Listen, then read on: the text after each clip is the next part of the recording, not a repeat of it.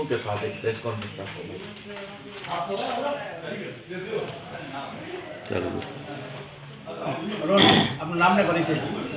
હું સંજય અમરાણી, મહામંત્રી ગુજરાત પ્રદેશ કોંગ્રેસ અને કચ્છ જિલ્લા કોંગ્રેસનો પ્રભારી. ગયા સંસદના સત્રમાં તાજેતરમાં ભાજપ સરકારે મનરેગા કાયદાનો આત્મા, એનું સ્વરૂપ, એનું નામ બધું જ બદલીને એક નવી સ્કીમ, એક નવી યોજના અમલમાં મૂકી છે. આ પ્રજા સાથે દ્રોહ છે. મનરેગા એ કાયદો હતો અને કાયદાના અમલીકરણ માટે જો સરકાર નિષ્ફળ જાય તો પ્રજા કોર્ટમાં જઈ અને એને ચેલેન્જ કરી શકતી હતી. એના બદલે એને યોજનાનું સ્વરૂપ આપવામાં આવ્યું છે. આ સરકારને ગરીબો સાથે કોઈ લેવા દેવા નથી. સરદાર સાહેબનું નામ બદલીને સ્ટેડિયમનું નામ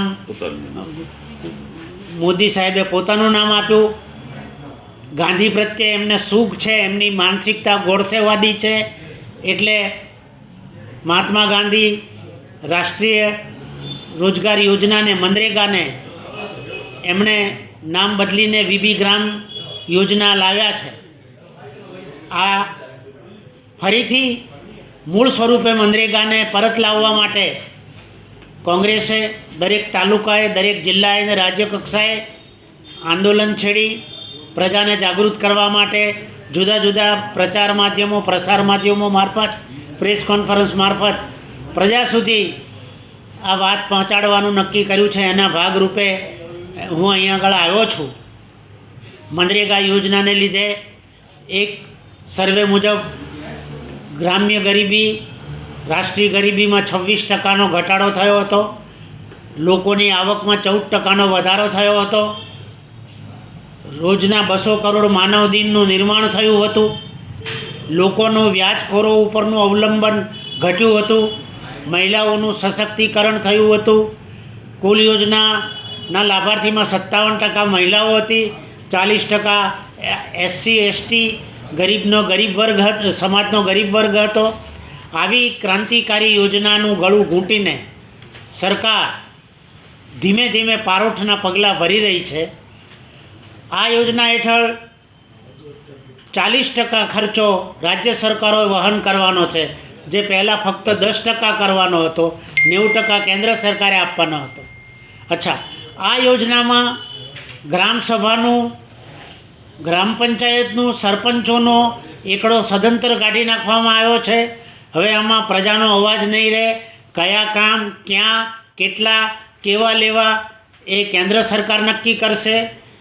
કયા વિસ્તારમાં કામ શરૂ કરવા, કેવા કામ શરૂ કરવા કેન્દ્ર સરકાર નક્કી કરશે.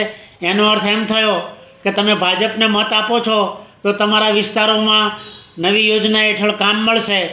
મત નથી આપતા તો તમને કે તમારા વિસ્તારને, ગરીબોને કામ નહીં મળે. આવી ભેદભાવવાળી નીતિ આ સરકાર અખત્યાર કરી રહી છે. કોંગ્રેસ આ બાબતનો સખત વિરોધ કરે છે અને આ પ્રતિગામી, પ્રતિઘાતી પગલાંનું કોંગ્રેસ કદી સમર્થન કરી શકે નહીં. કોંગ્રેસ હંમેશા ગરીબ લોકોનો અવાજ બનીને ઉભરી છે. આ સંજોગોમાં અમે આ કાયદો પરત લાવવા માટે વૈધાનિક તમામ પગલાંઓ લઈશું અને પ્રજા સુધી અમારી વાત પહોંચાડીશું.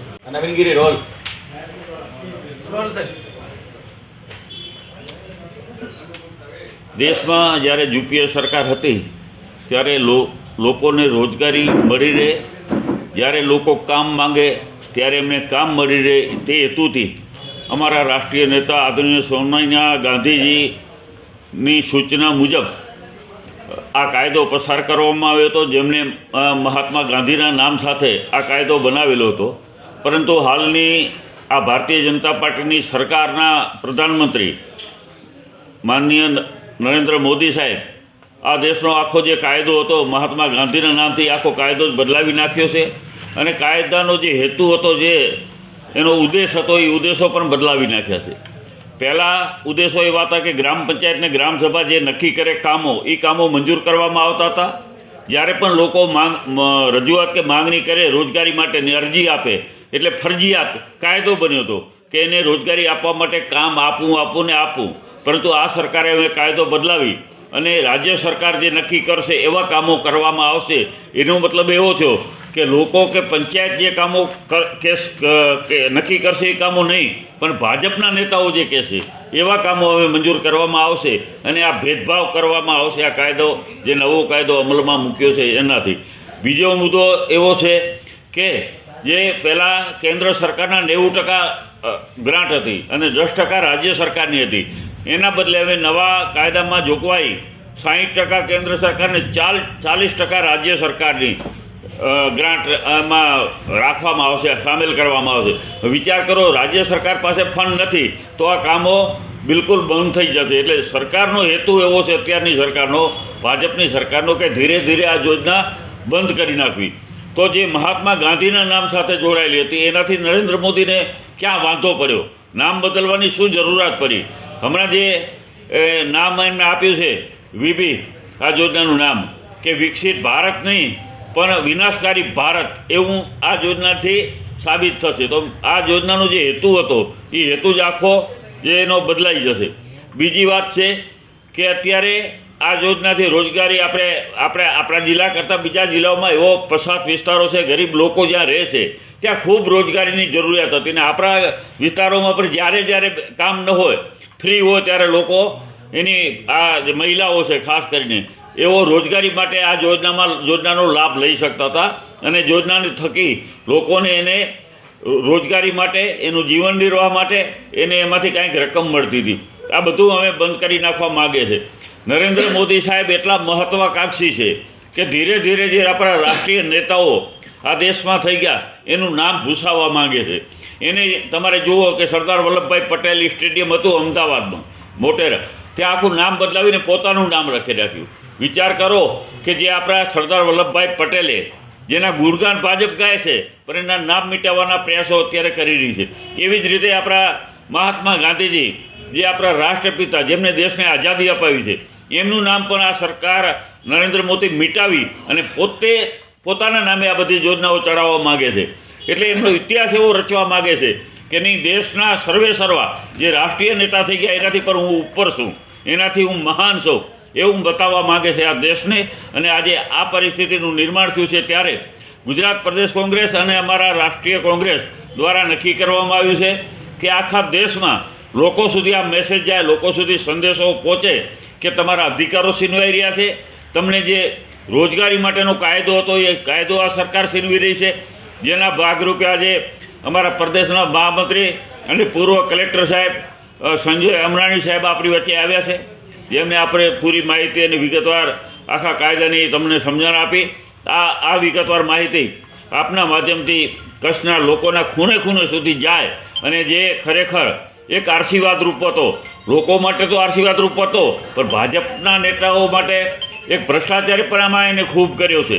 એટલે ભાજપના નેતાઓને પાછું આ એક હથિયાર આપી દેવા માગે છે કે તમે કહેશો એ કામ નક્કી થશે, તમે કહેશો એવા કામો મંજૂર થશે, એમાં ભ્રષ્ટાચાર તમે કરજો.